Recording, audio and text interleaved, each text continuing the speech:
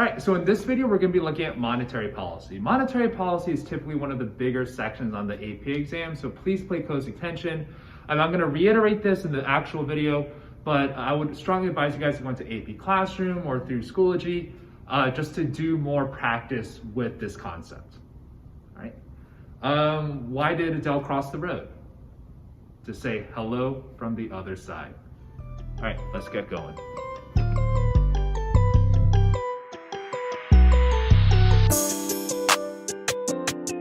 Monetary policy. So before we start, this video we're really going to go over what monetary policy entails and do a really quick practice FRQ together about bank balance sheets and monetary policy. What I would strongly recommend you guys doing is to either go on AP Classroom, Schoology, or whatever learning management system you may use and do multiple choice and do more FRQs on monetary policy, right? The best way to really understand that to know that you understand something is to A, teach it someone else, and B, right, be able to do the problems that's expected of you on the AP exam. All right, so let's get started. So when we talk about monetary policy, remember, we're talking about the Federal Reserve and how they adjust the money supply. And so there are three tools to monetary policy. Number one, they can change the reserve requirement, which is also known as the reserve ratio or the reserve requirement. Number two, they can change the discount rate. And number three, through something called open market operations, which for us is just either going to be the buying or selling of bonds. So whenever you see open market operations, just know that we're really talking about the buying and selling of bonds. And so right now, our Federal Reserve is chaired by this man that you see on the screen, Jerome Powell. And so let's talk about this first tool. Reserve requirement. So remember, through the fractional reserve banking system, right, whenever you deposit money into the bank is legally required to hold on to a small percentage of your money. The rest is then going to go into the excess reserves, right, and that is lent or loaned out, right, to other customers, other individuals. And so here, it is the Federal Reserve that really sets that reserve requirement. It is the Federal Reserve that sets how much the banks have to hold on to.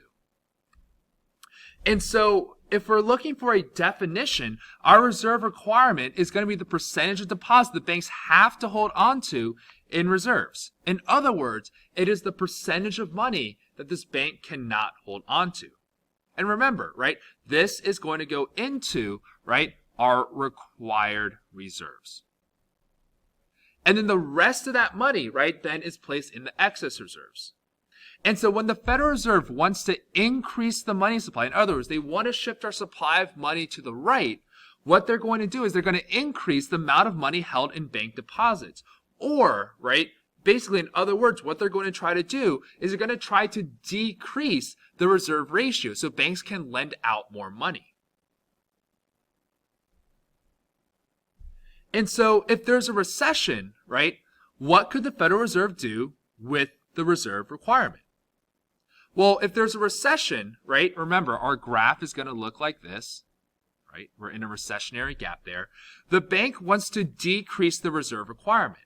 Why? Well, reason number one is that banks are going to hold on to less money because they don't have to hold on to, right, as much in their required reserves because the reserve requirement has been lowered. And so that means they have more excess reserves. The banks then are going to loan out all the money in their excess reserves, and then therefore by creating more money, and then because of that, the money supply increases, interest rates increase, and eventually aggregate demand is also going to increase. So remember, right, when interest rates decrease, right, that's going to lead to an increase in investment spending, right? Investment spending. And so because of that increase in spending, aggregate demand is also going to increase there. Well, the opposite is true, right? If we're in an inflationary gap, if there's inflation, what can the Fed do? So remember, our graph then is going to look like this, right? We're in an inflationary gap. Well, what they can do is they can increase the reserve requirement. So when the Fed increases the reserve requirement, banks have to hold on to more money, right? Because that reserve requirement increased, meaning that there's less in the bank's excess reserves. So they cannot loan out as much, so they create less money, and so our money supply decreases, interest rates decrease, and then we also said like our investment spending is going to decrease. which then is going to decrease, right, our aggregate demand, which then brings us back to full employment. Well, our second tool that the Fed has for monetary policy is the discount rate. The discount rate is just the interest rates that the Federal Reserve charges commercial banks. So if, let's say, PNC or Capital One needs money because they don't have enough to cover withdrawals, they can just go to the Federal Reserve and ask for a loan. And that interest rate on that loan is known as the discount rate because these banks get a discounted interest rate from the Federal Reserve. And so to increase the money supply, the Federal Reserve is going to decrease the discount rate. So in other words, right, if the Federal Reserve wants to enact expansionary monetary policy, in other words, at the end of the day, they want to increase aggregate demand, what the Fed is going to do is they're going to decrease, right, the interest rate on the discount rate. So in other words, banks are going to borrow more money because they have to, because at the end of the day, they're going to pay less money back to the Federal Reserve because the discount rate is now lowered. Well, to decrease the money supply, in other words, we want a contractionary monetary policy. In other words, the aggregate demand curve eventually shifts to the left, right? The Fed should increase the discount rate. Now, banks are less likely to borrow from the Federal Reserve because they have to pay more back in interest. Our last tool of monetary policy is known as open market operations. Remember, all open market operations is the buying or selling of bonds, which can also be known as securities. And so to make it really, really easy, to increase the money supply, in other words, expansionary monetary policy, where at the end of the day we want our aggregate demand to shift to the right, the Federal Reserve is going to buy government bonds. So to increase money supply, push aggregate demand to the right, the Fed is going to buy government securities. The opposite is true, right? To decrease the money supply, contractionary monetary policy, push aggregate demand to the left, the Fed is going to sell government bonds. How we're going to remember this is buy big and sell small. So if the Fed buys bonds, it's big. We're expanding, right? We have expansionary monetary policy, increases the money supply. Sell small. If the Fed sells bonds, right, then that means, right, they're contracting the money supply, which eventually is going to push aggregate demand to the left. So why? How does this work? Well, here, remember, if the Fed is buying bonds from banks, right, the Fed buys bonds from banks, that means the Fed is giving money to the banks in exchange for the bonds that the bank holds. And all that money that is given to the banks in exchange for the bonds goes into the bank's excess reserves, which means the bank can now lend out more money, which is going to increase interest or decrease interest rates, increase investment spending, and increasing aggregate demand. Well, the opposite is true, right? If the Fed sells government bonds, right, then that means the bank is paying money, giving money to the Federal Reserve in exchange for government bonds. Right? And so that money to pay for those bonds is going to come out of the bank's excess reserves. So then the banks have less in their excess reserves. They can't loan out as much money, which is going to increase interest rates, decrease investment spending, and ultimately decrease aggregate demand. And so we have something else called federal funds rate. The federal funds rate is just the interest rate that commercial banks charge each other. Right? So if PNC wants to go to Capital One and borrow money, that is the federal funds rate. All right. So monetary policy and aggregate demand, aggregate supply. We talked about this already, but I just want to make sure that you guys really understand it. So here we have three graphs: our money market graph, our investment demand graph, which isn't really a real graph. It just shows the connection between our money market and our aggregate demand, aggregate supply graph. So let's say that the Federal Reserve increases the money supply to stimulate the economy. Well, what can the bank do or the Federal Reserve do to increase the money supply? Well, one, right, we know, right, that they can decrease the reserve requirement, right, which would then increase the excess reserves. Number two, right, they can decrease the discount rate, right, which then would encourage banks to borrow from the Federal Reserve, or they can buy bonds. Because remember, buy big. So those are the three options the Fed has. So let's say they chose one of those three options. It shifts our supply of money to the right. Well, when our supply of money curve shifts to the right, notice that our interest rates decrease. right? And that's number one, interest rates decrease. Well, when interest rates decrease, right, our investment spending is going to increase, and that means our aggregate demand is going to shift to the right. When our aggregate demand shifts to the right, real GDP and price level also increases, right? And now we're back to full employment, right? It stimulated the economy. It grew our economy there. Well, the opposite is true, right? If the Fed ever wants to decrease the money supply to slow down the economy, let's say price levels are way too high, the Fed wants to slow it down, there are three options here. The Fed can either, one, right, increase the reserve requirement to decrease the amount of the excess reserves.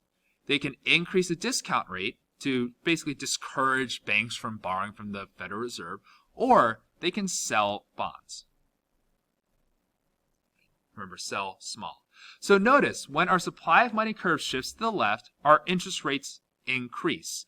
When interest rates increase, people and businesses are going to leave money in the banks. They're not going to touch it because they want to earn the bigger interest on their assets in the bank. Well, when that happens, investment spending decreases, right? So our aggregate demand shifts to the left because of the decrease in investment spending. And when that happens, our real GDP decreases and our price level decreases here, right? And so here, the Federal Reserve effectively slowed down the economy.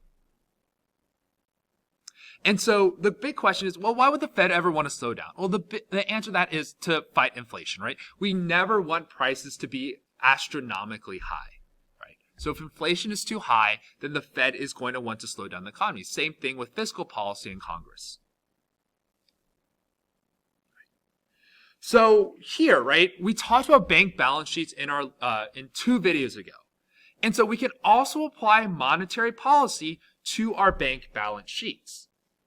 So what I want you guys to do real quick is to pause the video and try to figure out the answer to this question yourself. All right. So, on our left-hand side, we have assets. On our right-hand side, we have liabilities. So, based on this balance sheet, calculate the required reserve ratio. Well, here, right, we know that the required reserve ratio is just our required reserves over our demand deposit. So, in other words, we're taking this $2,000, dividing it by 10,000, right? So 2,000 divided by 10,000, this is money too, right? Which gets us to, right, eventually 0.2 or 20%. So here, the required reserve ratio is 20%, right? Out of the $10,000 in the bank's demand deposits, they're holding on to 2,000 of it, which means they're holding on to 20% of the $10,000 there. All right, pause the video. Find out the change in excess reserves and demand deposits. So pause the video real quick and we'll go over it together.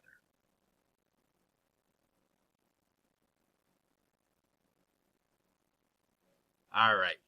So here, this question is telling us that the Federal Reserve purchased $5,000 worth of bonds.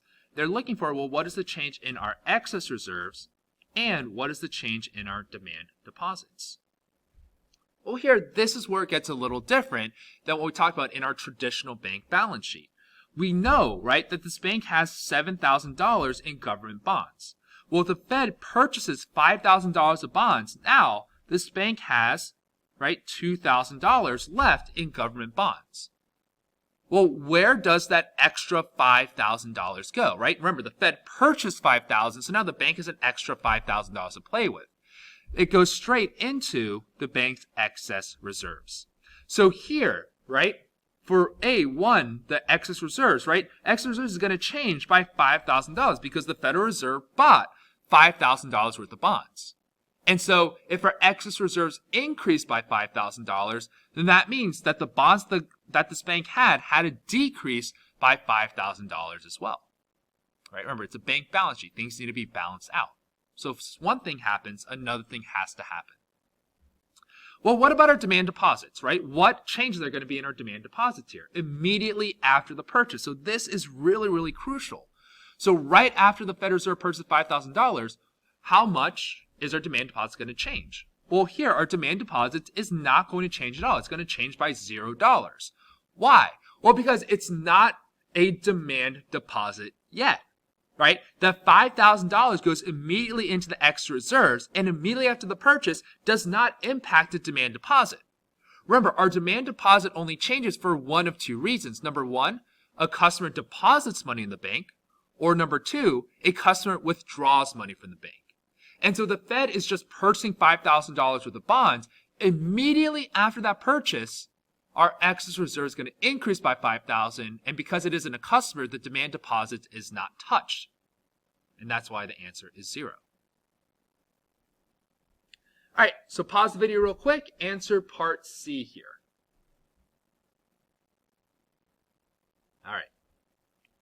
So here, right, calculate the maximum amount the money supply can change as a result of the $5,000 purchase of bonds by the Federal Reserve. Well, we know, right, that the government securities decreased to $2,000 because of the purchase of the bonds, and now we have $5,000 in excess reserves.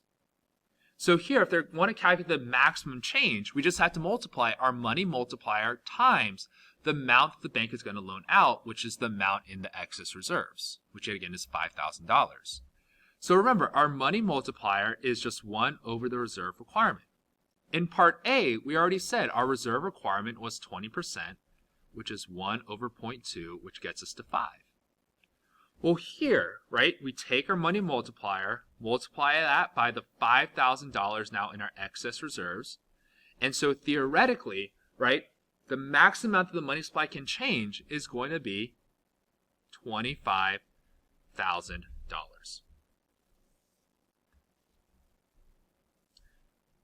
All right, so pause the video real quick, right, and try to answer part D. All right, so when the Fed Reserve, right, purchases bonds, what's going to happen to the price of bonds in the open market? So remember, right, interest rates and the price of bonds have an inverse relationship with one another.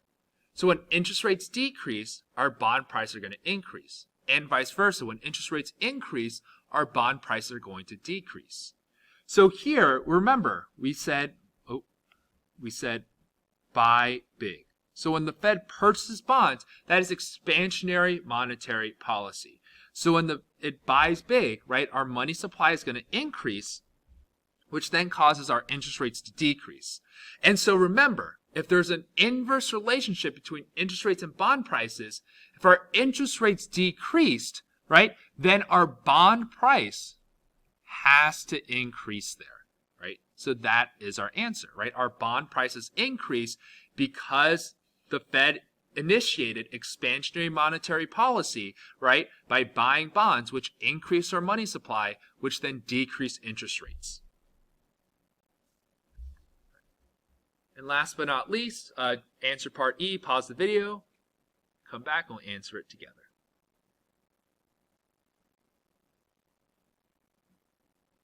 All right, so the answer here, right, what is the immediate effect of the cash deposit on the M1 measure of money supply? In other words, an individual deposits $5,000 in cash into, right, his or her checking account.